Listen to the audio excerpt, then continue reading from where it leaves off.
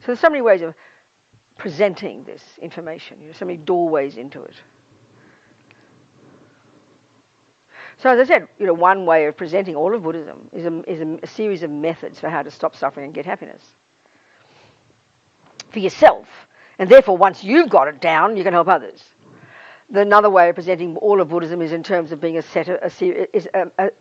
a system of ethics. Absolutely, totally true. It's another way of presenting. It's a system of getting rid of ignorance and getting wisdom, and they all come to the same point.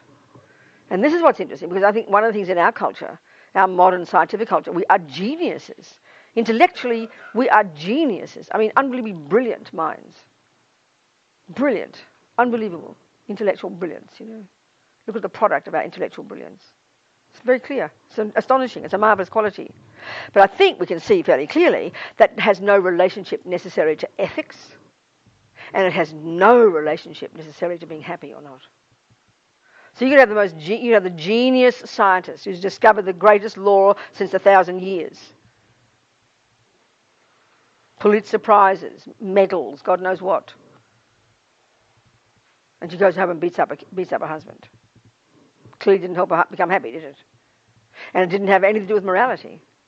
We see all these as distinct, different little packages of viewpoints. But for the Buddha, they utterly, logically, you don't force it, but inexorably come together in one thing. Because, one way of putting it, the extent Buddha, and this is where we have to understand his view of the mind, because that's the crux of it. So, in the Buddhist model of the mind, there's two different ways our mind works. In all the literature, it's described in great detail in the Buddhist literature.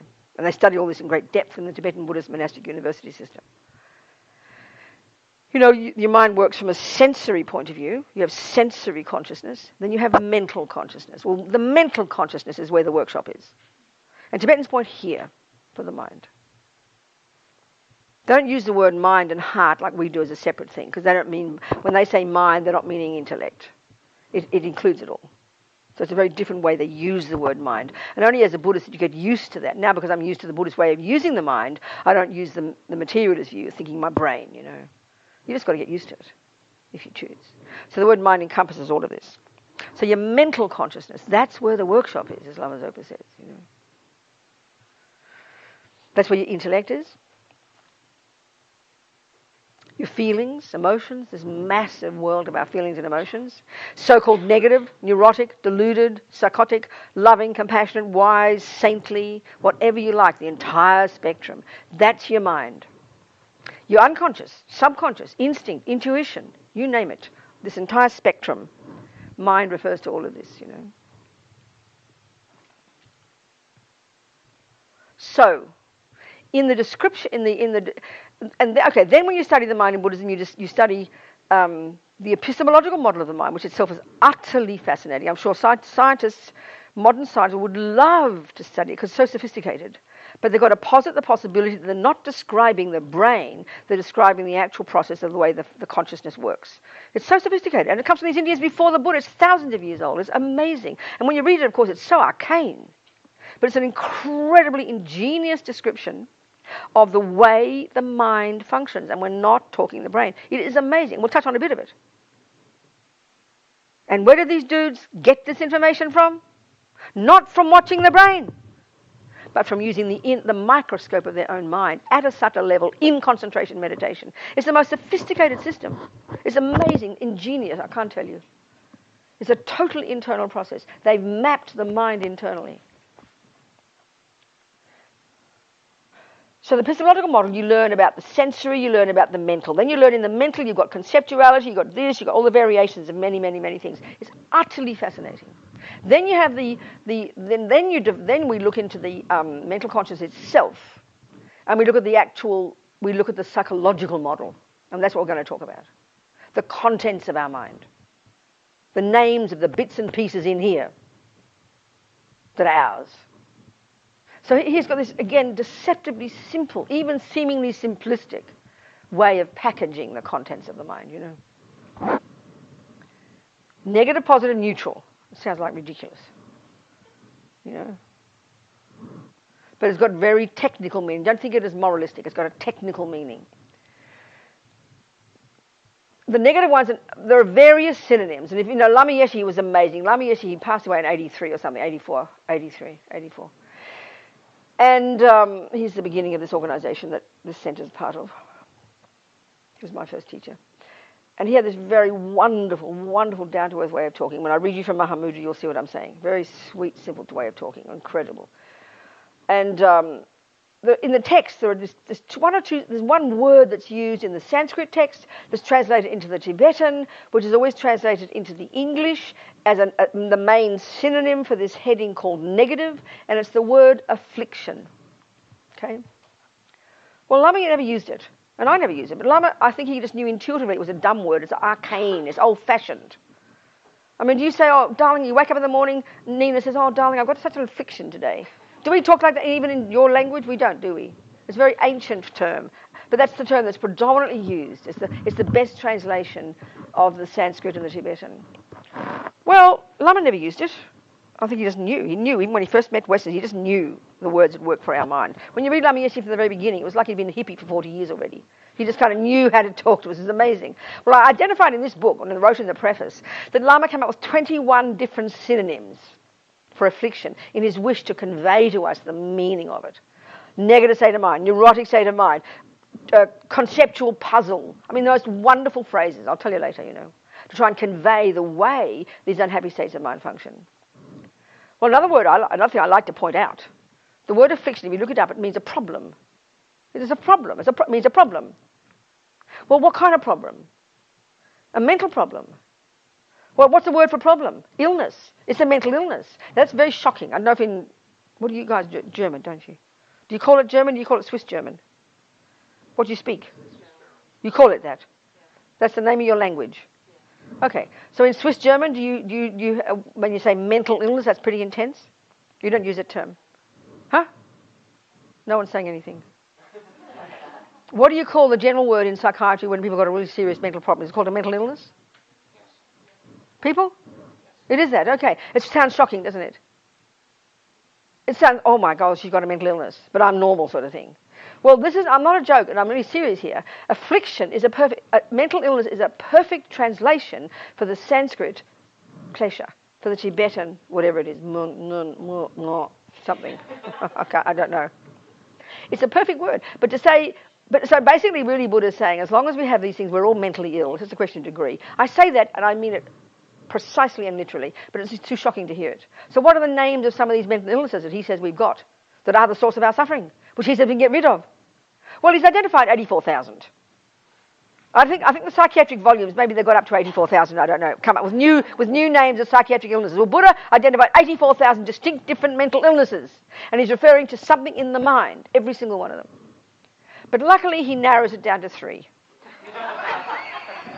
The 3 poisons. We know about the 3 poisons. Well, look at that. There's a beautiful phrase these days. We use it in English. I don't know about you do it in Swiss German.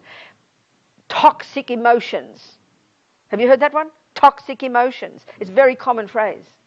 Well, what a wonderful phrase. It's a perfect way, the 3 poisons. Well, these 3 toxic emotions, we can spend the rest of our 2 days, not to mention the next 2 years, just on these 3. And I tell you, they will give us a profound understanding of our own mind and why we suffer, and therefore of other people and why they suffer. On the face of it, it's simplistic.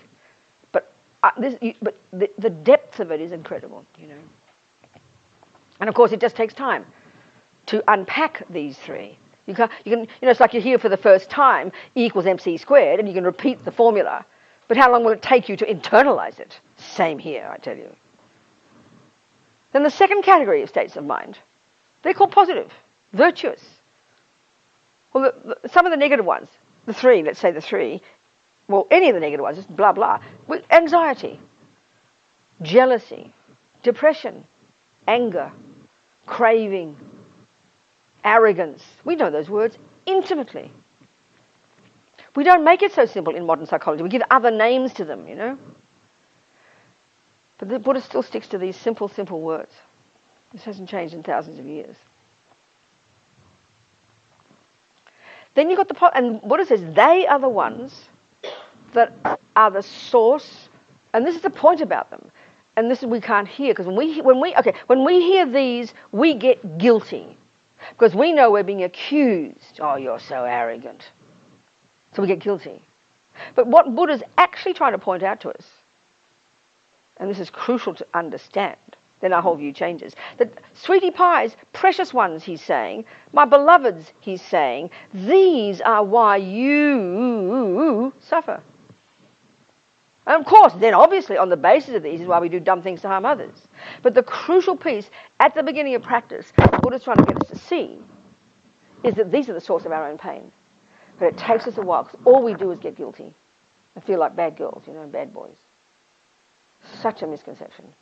Such a wrong conclusion. Which is why it's so painful to see them. We're trying to push them away and blame others for them. But these are why we suffer. These are the source, Buddha says, of our suffering and pain. And it's the same for the entire universe. So the second category of states of mind, positive. Well, we know these: love, compassion, generosity, forgiveness. We know these. These, he says, are the source of your happiness. Not to mention the basis upon which you will then do good things to other people. It's kind of logical. Well, the third category, they call them neutral, but this is misleading. It's not as if they're not important. But neutral has a very specific meaning here insofar as it means not negative in their nature, and therefore the cause of suffering, and not positive or virtuous in their nature, and therefore the cause of happiness. They're I like to call them the mechanics of our mind. And everybody needs these. Whether you're a murderer or a meditator, you need good concentration. You understand? Concentration. There's many of these mechanics, many of these. And Buddhist psychology deals very deeply. And in the end, as we get to meditate, as we learn to become better and better meditators, better and better brilliant meditators, we can identify precisely each of these different cognitive processes of our own mind. The skill that we can develop to know our own mind intimately is absolutely not how we think of it in our modern psychology. It's very fascinating. In fact, in modern science, psychology is on the bottom of the rung, I think. It's the least important because we don't trust the mind. We think it's just subjective. We have no methods for having clarity about the way the cognitive process works. As long as you've got a microscope and a clever brain and can articulate things out there, that's real science, we think. Whereas the Buddha, the exact opposite. Everything comes from here, So negative, positive, and neutral.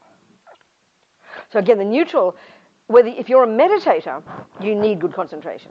So then, in that sense, concentration becomes a useful tool for you to do something useful. But if you're a murderer, a sniper, let's say, you need brilliant concentration. You're going to kill the wrong person. Do you understand? So concentration is just the same concentration, but you're using it to harm others. Concentration here is using it to develop yourself. So these, in that sense, they're neither negative nor positive. That's the meaning, So that's the three. There's no fourth category of states of mind in this model. Come here. Go talk to me, darling. Talk to me. Yes. Here you go. Done what, darling? Observing myself. Yes.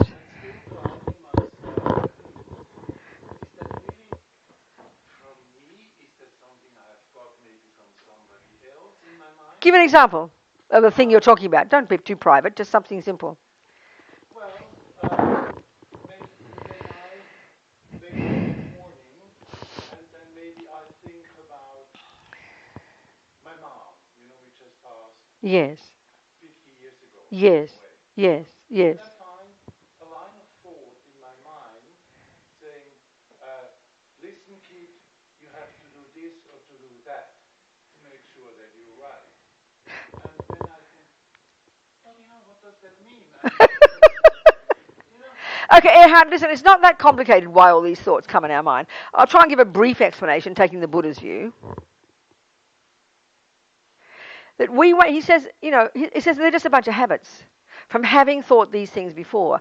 But the trouble is, the way to put it very simply, the Buddha, first of all, the Buddha would say there's not a single, even forget past lives, Erhard, but we've got to posit past lives for the bigger picture one, that every millisecond of what we ever think, not to mention what we do and say, which reinforces what we think, none of that goes astray. But also, so it just all goes in and leaves seeds. So we're planting billions of seeds of thoughts every day. But put it this way, Erhard, we never bother to do any gardening. So there's utter chaos in there. There's the weeds and the flowers all entangled because we don't have methods for gardening or for editing all these thoughts. We don't have techniques in our culture to learn to concentrate. We don't have a method for identifying each of these thoughts. We don't know where they come from. So they're just this utter chaos, and they build up day after day after day, not to mention life after life. So we think chaos and uncontrolled thoughts are normal.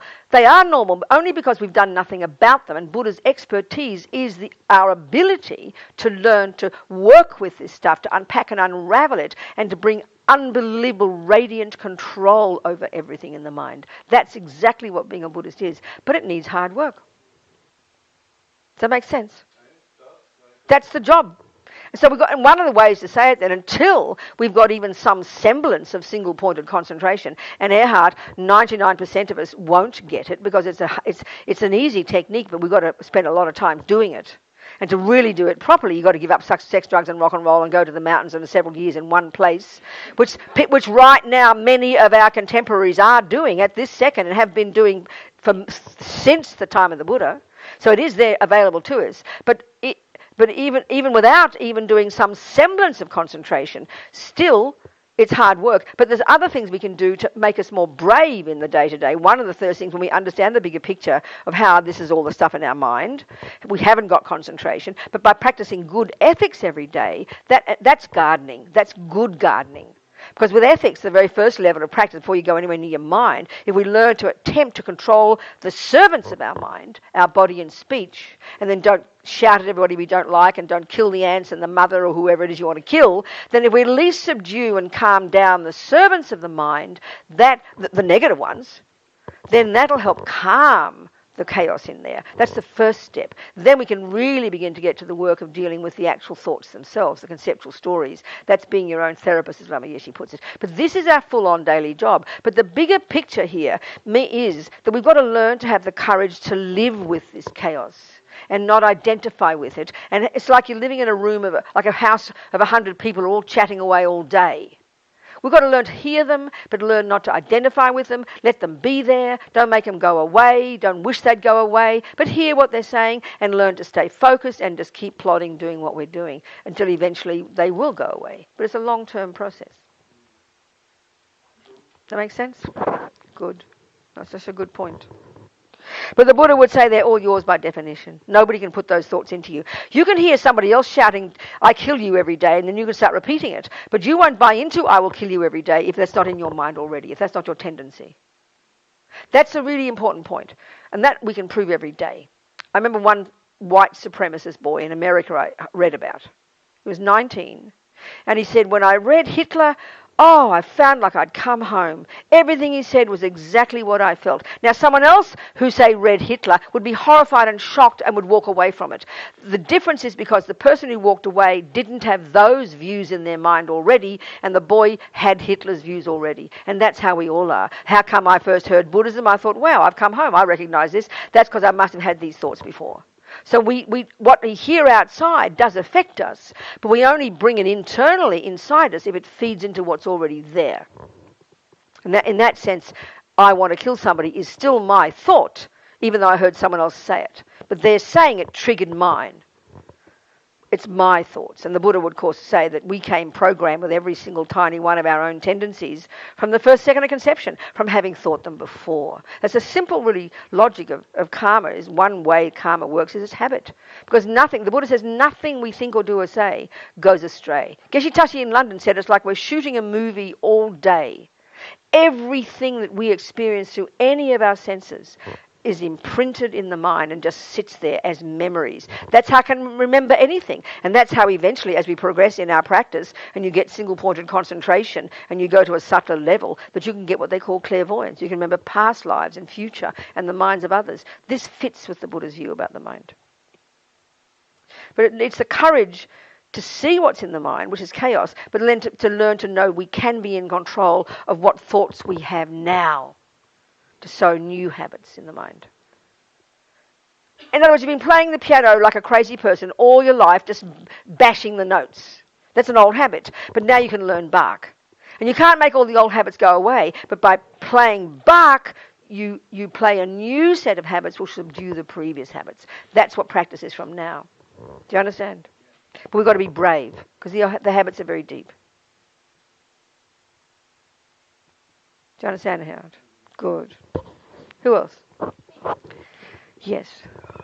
How long past stage 1, as you call it, kindergarten level? Darling, it all depends on where, it's like if you're Kandrila, this amazing student of Lama Zopa's,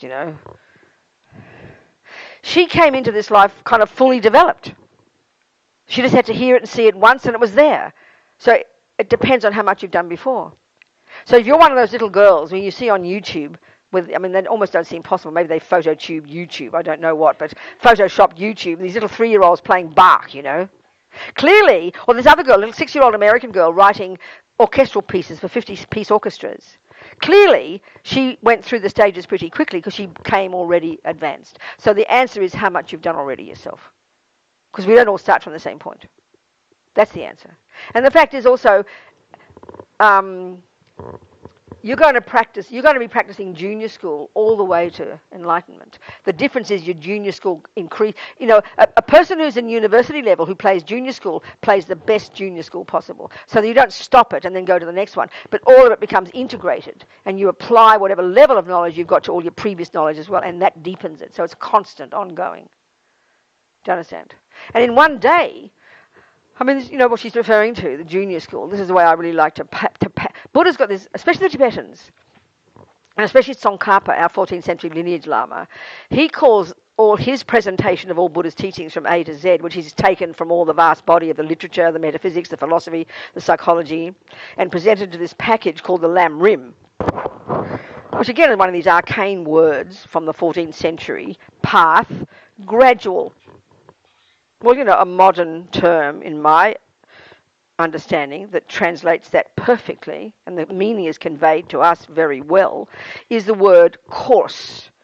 You go to do a course. You're going to study a course at university. You become a 7-year course to become a doctor, a weekend course to learn how to make a chocolate cake, a 5-year course to become something else. So we understand the concept of a course. It's gradual. And of course, in English, for us in Australia, for example, it's even more strong because you've got junior school, you do grade 1, grade 2, you go to high school, grade 5, grade 6, grade 7, you go to university, and then you go to postgraduate, and then you graduate. That's a perfect way to say, and as Dalai Lama said, this Lam Rim is like the education system. And again, that's one of the points that we're not used to thinking of spiritual teachings in that concept, in that context, as gradual, as progressive, as according to your capacity. But when we get that, it's very powerful. So this Lam Rim contains all the major points from the philosophy, the psychology, the metaphysics, all the way from A to Z. It's all in that package.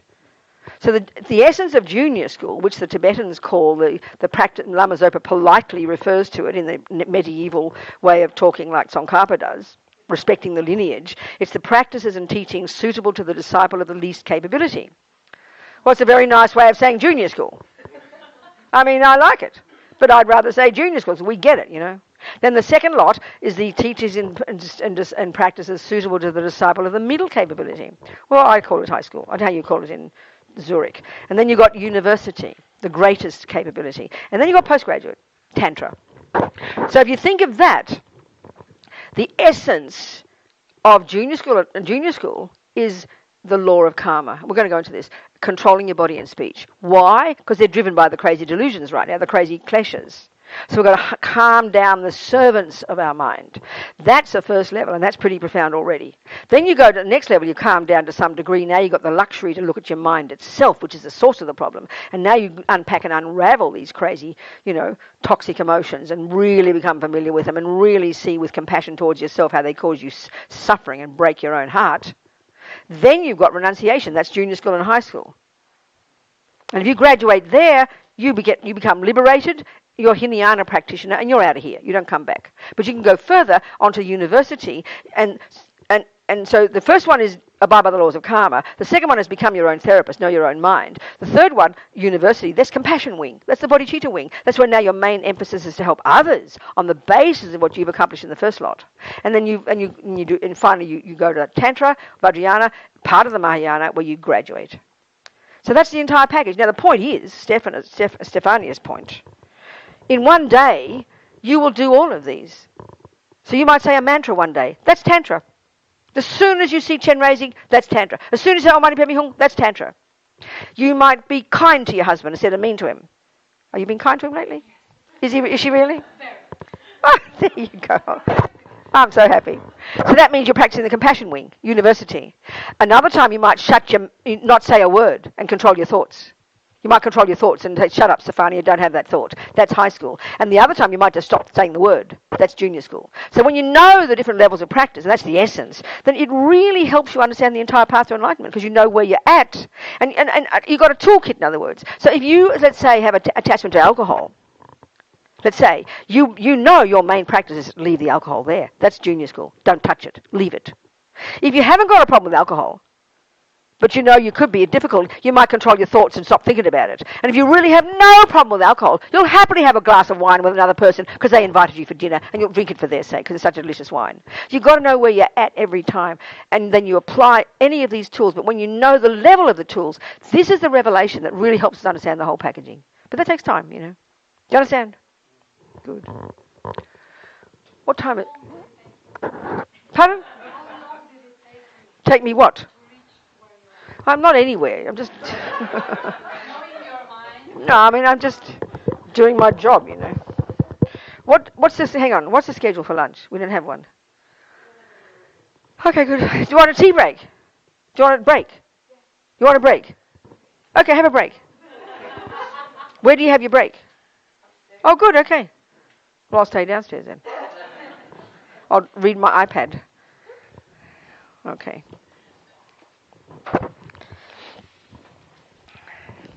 So happy to see you. Good, darling. I know.